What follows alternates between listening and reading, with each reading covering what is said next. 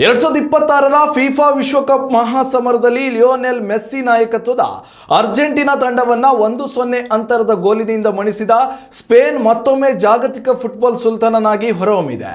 ಅಮೆರಿಕದ ನ್ಯೂಜೆರ್ಸಿ ಮೈದಾನದಲ್ಲಿ ನಡೆದ ಈ ಚಾಂಪಿಯನ್ಶಿಪ್ ಕದನದಲ್ಲಿ ಉಭಯ ತಂಡಗಳು ಆರಂಭದಿಂದಲೂ ಬಲಿಷ್ಠ ರಕ್ಷಣಾತ್ಮಕ ಆಟಕ್ಕೆ ಮೊರೆ ಹೋದವು. ನಿಗದಿತ 90 ನಿಮಿಷಗಳಲ್ಲಿ ಯಾವುದೇ ಗೋಲು ದಾಖಲಾಗದ ಕಾರಣ ಪಂದ್ಯವು ಹೆಚ್ಚುವರಿ ಸಮಯಕ್ಕೆ ತಲುಪಿತು. ಪಂದ್ಯದ 106ನೇ ನಿಮಿಷದಲ್ಲಿ ಸ್ಪೇನ್ ತಂಡದ ಸ್ಟ್ರೈಕರ್ ಫೆರಾನ್ ಟೊರೆಸ್ ಹೊಡೆದ ಏಕೈಕ ಅದ್ಭುತ ಗೋಲು ಇಡೀ ಪಂದ್ಯದ ಚಿತ್ರಣವನ್ನೇ ಬದಲಾಯಿಸಿತು. ಈ ಐತಿಹಾಸಿಕ ವಿಜಯದೊಂದಿಗೆ ಸ್ಪೇನ್ ತಂಡವು 16 ವರ್ಷಗಳ ಸುದೀರ್ಘ ಬಿಡುವಿನ ಬಳಿಕ ತನ್ನ 2ನೇ ವಿಶ್ವಕಪ್ ಟ್ರೋಫಿಯನ್ನು ಎತ್ತಿ ಹಿಡಿದು ಹೊಸ ಇತಿಹಾಸ ಬರೆಯಿತು. ಫುಟ್ಬಾಲ್ ಲೋಕದ ದೈತ್ಯ ತಾರೆ ಲಿಯೋನೆಲ್ ಮೆಸ್ಸಿ ಅವರ ವೃತ್ತಿ ಜೀವನದ ಕೊನೆಯ ಅಂತಾರಾಷ್ಟ್ರೀಯ ಪಂದ್ಯ ಇದಾಗಿದ್ದರಿಂದ ಜಗತ್ತಿನಾದ್ಯಂತ ಭಾರಿ ಕುತೂಹಲ ಮೂಡಿಸಿತು.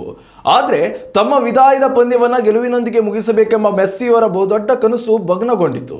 ಪಂದ್ಯದ ಬಹುಪಾಲು ಸಮಯ ಚೆಂಡನ್ನು ತನ್ನ ಹಿಡಿತದಲ್ಲಿಟ್ಟುಕೊಂಡಿದ್ದ ಸ್ಪೇನ್ ಆಟಗಾರರು ಅರ್ಜೆಂಟೀನಾ ಪಡೆಗೆ ಯಾವುದೇ ಮುನ್ನಡೆ ಸಾಧಿಸಲು ಅವಕಾಶ ನೀಡಲಿಲ್ಲ.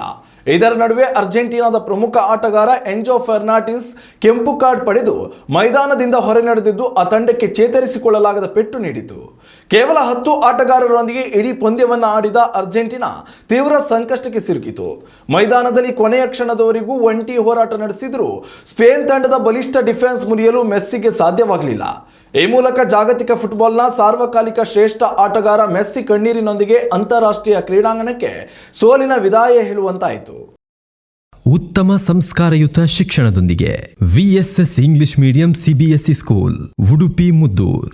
ನರ್ಸರಿಯಿಂದ 10ನೇ ತರಗತಿವರೆಗೆ ಶಿಕ್ಷಣದ ಜೊತೆಗೆ 5ರಿಂದ 10ನೇ ತರಗತಿವರೆಗಿನ ವಿದ್ಯಾರ್ಥಿನಿಯರಿಗೆ ಉತ್ತಮ ಹಾಸ್ಟೆಲ್ ಸೌಲಭ್ಯವೂ ಇದೆ. ನಿಮ್ಮ ಮಕ್ಕಳ ಪ್ರವೇಶಾತಿಗಾಗಿ ಈ ಸಂಖ್ಯೆಗೆ ಕರೆ ಮಾಡಿ.